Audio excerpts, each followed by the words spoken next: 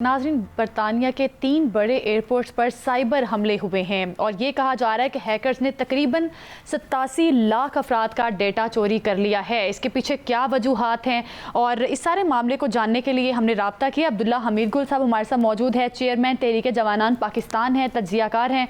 अब्दुल्ला हमीद गुल साहब, बहुत शुक्रिया आपके वक्त का।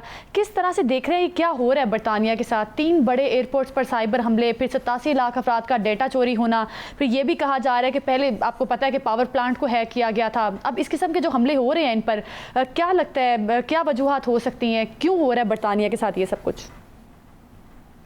बिस्मिल्लाहिर्रहमानिर्रहीम, बहुत बहुत शुक्रिया जी और अस्सलाम वालेकुम।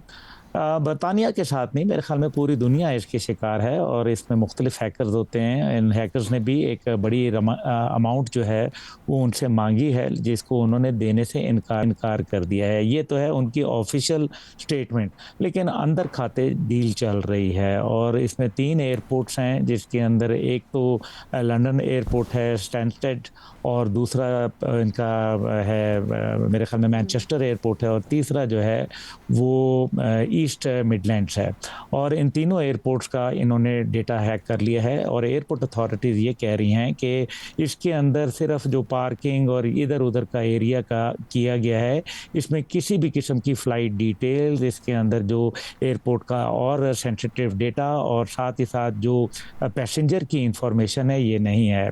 लेकिन मेरा ख़्याल है कि ये बात दुरुस्त नहीं है। मेरे ख़्याल में वो तमाम जो 6.7 मिलियन की बात की जा रही है, तो ज़ाहिर है ये एक बहुत बड़ा डेटा है और ये इसका मतलब ये है कि ये पूरी दुनिया से जो कनेक्टिविटी इस टाइम पे इंग्लैंड की चल रही है, उसको ये सैबोटाज करता है। दूसरी जानिब जो है वो हम ये भी देख रहे हैं। अब्दुल्ला भाई, ये फरमाइएगा कि इतना बड़ा ये मामला हुआ है और इससे पहले आपको याद होगा कि बरतानिया में पावर प्लांट को भी जिस तरह से 3-4 घंटे के लिए हैक कर दिया गया, वो पूरा इलाका जो है उसकी बिजली बंद हो गई। तो क्या आप समझते हैं कि ईरान ने जो ये कहा था कि अपनी डॉक्ट्राइन हम तब्दील कर रहे हैं, और इस सारे मामले में क्योंकि ईरान वैसे भी इन चीज़ों में उसने अपनी काफ़ी बर्तरी साबित भी की है दुनिया में, तो क्या ईरान का भी कोई रोल हो सकता है? देखिए, सबसे बड़ी बात यह है कि बरतानिया ने पूरी दुनिया को हैक कर लिया। इससे पहले उन्होंने बढ़कर जो है सल्तनत बरतानिया ने पूरी दुनिया को हैक किया था। तो अब दूसरों का भी टाइम है ये तो खैर चलें, एक ज़रा तंज़न बात कर दी। लेकिन जहाँ तक ताल्लुक़ है ईरान का, तो याद रखिए कि हुर्मुज़ से तकरीबन इस पूरे रीजन की जितनी भी जो IT केबल्स हैं, जो इंटरनेट को सर्विस प्रोवाइडर केबल्स हैं, वो यहाँ से जाती हैं। तकरीबन कहा यह जाता है कि 2/3 दुनिया को इस जगह से सारा इंटरनेट और उसकी केबल्स का ट्रांसमिशन जो है वो यहाँ से जारी है। ऐसी सूरत में तो ये कहा जा सकता है ख़ारिज-ए-इम्कान तो नहीं है, क्योंकि डॉक्ट्रिन तो उन्होंने चेंज की है।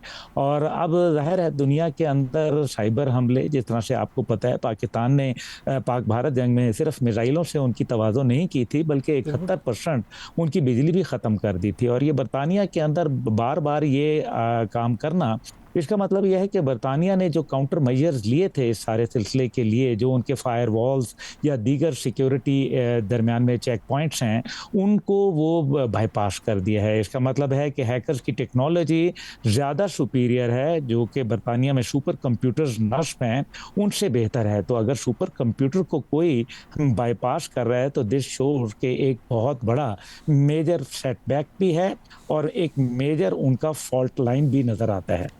अच्छा सर, ये फरमाइएगा कि ईरान की जो नई स्ट्रेटजी है कि अगर अमेरिका उस पर हमला करता है तो वो उसका जवाब जिस तरह से देने की बातें कर रहे हैं, और BBC समेत मुख्तलिफ चैनल्स जो हैं उनको बारे में भी आपने उनका बयान देखा है। और या ईरान ने यह भी कहा है कि अमेरिका जो है उसको भरपूर उसमें सबक सिखाएंगे और उसमें उन्होंने कहा है कि तारीख़ी नुकसान पहुँचाएँगे।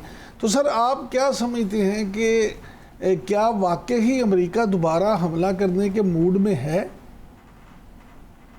देखिए, हमला तो कर सकता है ना, ये उसका सवाबदीद है।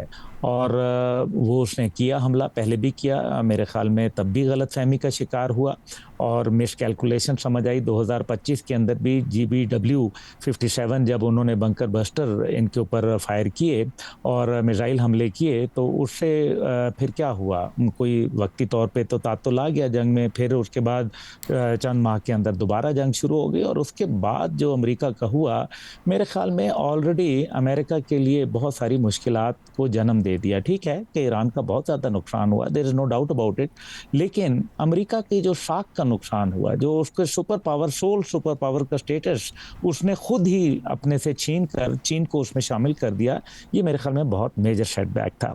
यानी कि ओमान जैसे मुल्क ने भी उसकी धमकी को जवाब देना भी मुनासिब नहीं समझा जब अमेरिका ने कहा कि हम तुम पर हमला कर देंगे, बमबारी कर देंगे। और कोरिया और जापान ने अपनी शिप्स देने से इनकार कर दिया है हुर्मुज की बंदिश के लिए। ये वो चंद चीज़ें हैं जो मेरे ख्याल में उनको अब नज़र आना शुरू हो रही हैं। दूसरी जानिब जो है वो उनके पास ऑप्शन क्या है, देखें इसमें कोई शक व शुबा नहीं है कि इस टाइम पे इजराइल की मार जो है वो सिर्फ उन देश जो ईरान की मार है वो सिर्फ उन अमरीकी अड्डों के ऊपर है जो कि उसके करीबी हैं।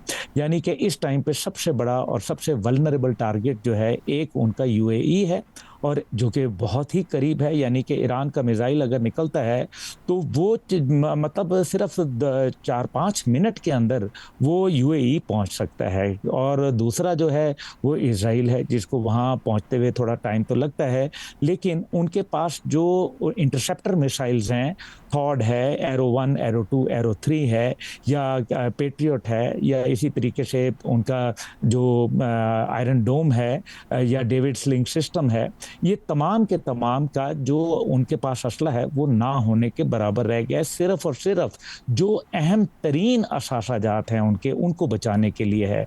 तो ये सूरत हाल तो बड़ी ही मेरे ख्याल में ख़तरनाक है। अच्छा अब्दुल्ला भाई, ये बताइएगा कि क्या आप समझते हैं कि यूक्रेन के बाद अब बरतानिया भी रूस के टारगेट पे आ गया? अगरचे अमरीकी अखबार के मुताबिक CIA के सरबराह का जो दौरा रूस है वो इसीलिए था कि रूस को ख़बरदार किया जाए कि यूरोप पर हमला करने से बाज रहे, लेकिन आप क्या समझते हैं कि रूस जो है वो और बरतानिया के आपस में लड़ सकते हैं?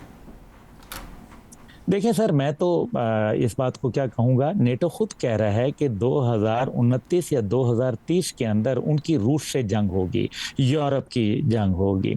इस वजह से मेरे ख्याल है कि यूरोप ने अब असला साजी का भी काम शुरू कर दिया है। जर्मनी के अंदर, इटली के अंदर, फ्रांस के अंदर और बरतानिया के अंदर जो चिमनियाँ बंद हो चुकी थी असला साजों की, वो दोबारा से शुरू हो चुकी हैं धुआं देने। लेकिन इसके अंदर एक मसला भी है, जब उन्होंने सोवियत वॉर ख़त्म हुई और सोवियत यूनियन जो है जब टूट गया, तो उसके बाद 91 के अंदर इन सब ने फैसला किया कि अब हमें असला बनाने की ज़रूरत ही नहीं है। इन्होंने तमाम फैक्ट्रियां बंद कर दी। जो इनके कारीगर थे, जो उनके एक्सपर्ट्स थे, जो बनाते थे, या तो वो बहुत बुजुर्ग हो चुके हैं या मर खप चुके हैं।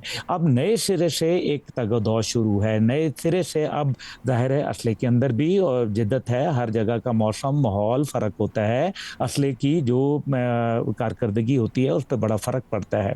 इसलिए मेरा ख्याल है कि जो यूक्रेन के अंदर अमेरिका ने और उसके इत्तहादियों ने किया है रूस के साथ, ये जो रोज़ाना हमले हुए, जो उनके ऊपर कभी मॉस्को के ऊपर हमला हुआ, कभी उनके स्ट्रेटेजिक एसेट्स के ऊपर हमला हुआ, अभी तो उन्होंने न्यूक्लियर की भी धमकी दे दी है और बरतानिया को बड़ा वार्निंग दी है उन्होंने।